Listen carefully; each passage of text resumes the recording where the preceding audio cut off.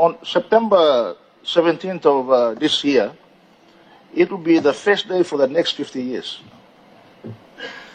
The sort of decisions that we make today will be the stepping stone on which future leaders will continue to manage our nation. So some of the issues that we are discussing here today and over the past is, of course, going to be an important part of the future for our country and our people. You know, we've been existing as a united and nation for 50 years now. And sometimes we are hard on ourselves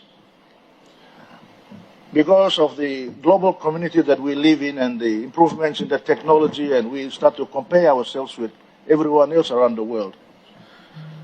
You look at the United States and Australia and all this, they've been in existence for hundreds of years. Hundreds of years. You look at the European countries, they've been in existence for thousands of years. So sometimes we are hard on ourselves thinking that we should get there so quickly.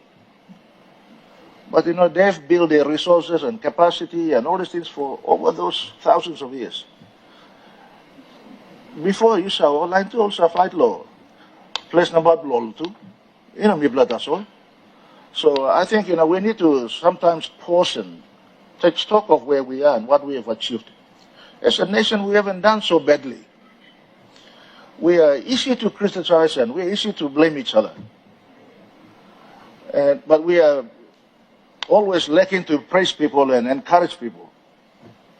So, Mr. Speaker, as a nation, I think sometimes we need to reflect on the things that we have done and things that we are going to do into the future. You know, I've seen, you know, we've made mistakes, we've achieved a lot, but, you know, it can be done a lot better. When you look at places like England and, you know, where we inherited our Westminster style of government, and you look at places like Australia and even United States, Canada, there is accountability in the process that they have.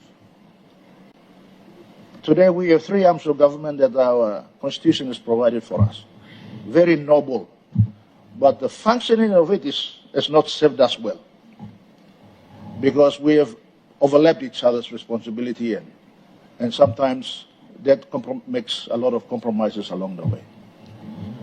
For instance, in United Kingdom, in England, you have the House of Commons and you've got the upper house with the Lords, House of Lords or whatever they call it over there.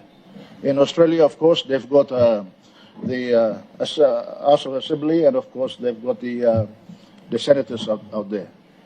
Same thing in Canada and everywhere else. In PNG, we have only one parliament.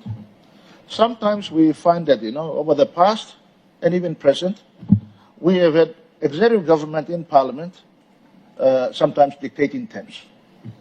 We can't deny that. That has happened in the past and it will continue to happen into the future if we don't take stock. And what that does is compromises the parliament's authority as an independent arm of government. I think it's time now that as we move on to the next 50 years, we need to set the foundation. This term over the next 2 years. It will shape the future.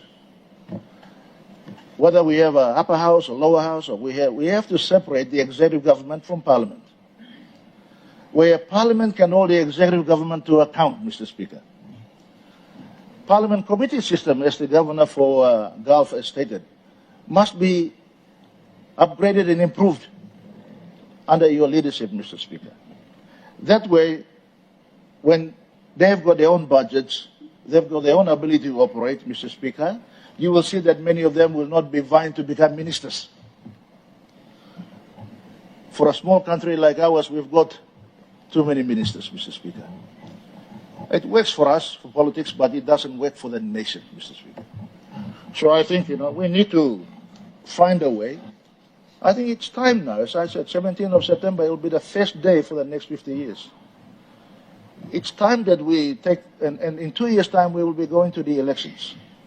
We must not be afraid to make these decisions, Mr. Speaker. Why I say this is because we are not going to be here forever.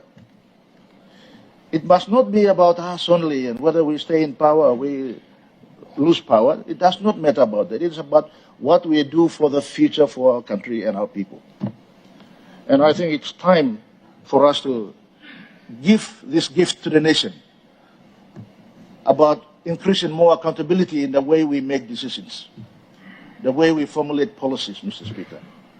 So, Mr. Speaker, in conclusion, let me say that, we are today leaders of our people in our country. We've been privileged to give that honor by our people. In return, we have an obligation to the nation and our people to lead.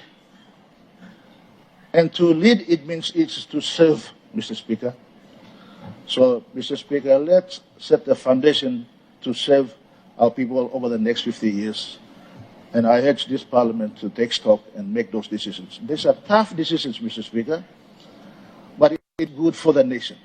And I think time has come. Thank you, Mr. Speaker.